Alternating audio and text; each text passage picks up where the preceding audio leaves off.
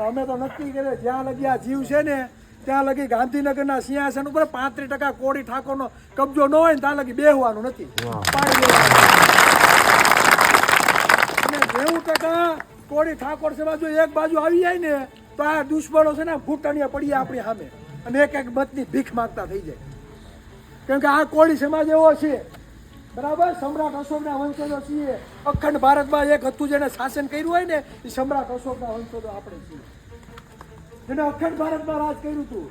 Myanmar, Afghanistan, ત્યાં શ્રીલંકા તમે લઈ લો, નેપાળ લઈ લો, આખું અખંડ ભારત હતું.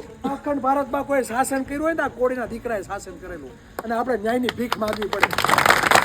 જેના 2% મત છે 8 વખત મુખ્યમંત્રી બની ગયા, જેના 5% મત છે 6 વખત મુખ્યમંત્રી બની ગયા. તો હવે તો બુદ્ધિ આવી જોઈએ કે નહીં? સત્તામાં આપણો કબજો હોય, મુખ્યમંત્રી આપણો ગૃહમંત્રી હોય ને તો ખાલી રિંગ કરવી પડે આઈજી ને. શું છે ભાઈ, 2 દીમાં રિઝલ્ટ જોઈએ મારે, નકર સીધું છે ને અહીંથી બદલી કરીને જાય સીધો દાહોદમાં. આ સત્તાની તાકાત છે, સત્તાની તાકાત આપણે સમજવી પડશે. વાણિયા સમાજનું 2 વર્ષ પહેલા પાલીતાણા ડુંગરાનું આંદોલન થયું, એક જ દિવસ આવ્યું.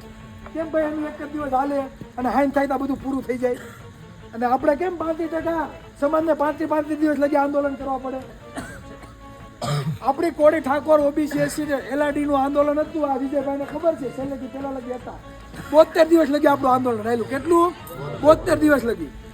તો આપણા કેમ આંદોલન ભાઈ લાંબા હાલે અને એના એક દિવસમાં પતી જાય? એનો મુખ્યમંત્રી છે એટલે, એના ગૃહમંત્રી છે એટલે, હારા ખાતા એની પાસે છે એટલે, સત્તામાં એની ભાગીદારી છે એટલે, લા ટિકિટો એની પાસે છે, મત આ કોળી પાસે છે. સમજો, એવા યુવાનોની વિધાનસભામાં જરૂર છે જે તમારા માટે છે ને આ બનાવ બન્યો હોય ને તો બીજે દિવસે વિધાનસભામાં છે ને ટેબલ ખખડાઈને કહેવા પડે કે રિઝલ્ટ જોઈએ, બાકી કરો ખુરશી ખાલી. આવા ચહેરાને તમે વિધાનસભામાં નહીં પુગાડો ને ત્યાં લગી આપણે આજ વારો છે. કાલે આ પરિવારની દીકરી હતી, કાલે આમાં બેઠા એની દીકરી પણ વારો આવશે. અને તમારી એક નોકરી જો અન્ય કોઈ લઈ ગયો તો આજીવન એ જ્યાં લગી નિવૃત્ત નહીં થાય ને ત્યાં લગી તમે એની સીટ ખાલી નહીં કરી શકો.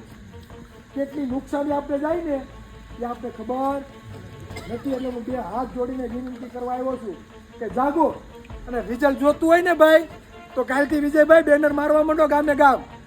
બાકી આમના મીટિંગો કરીને થાકી રહ્યો અને હજી આ 20-25 દિવસ હાથશે આપશે તમને એસઆઈટીની રચના કરશે, પણ આપણે ઓહો કરશું ને બહુ, હજી લડશું. હજી એમ કે આનામાં કેટલી તાકાત છે, હજી ક્યાંથી બગદાણાથી આવ્યા, અહીંથી હજી ક્યાંથી બાકી છે, ત્યાંથી બધા આવશે.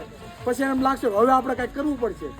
20-25 દિવસ પછી એમ કે એસઆઈટીની રચના અમે કરશું, એટલે મજા આવશે ને ત્યારે બધું કરશે. બાકી બેનર મારવા માંડો, બધા હિતાઈની વાર નથી, પાડી દો અને ડોફાવને બધા.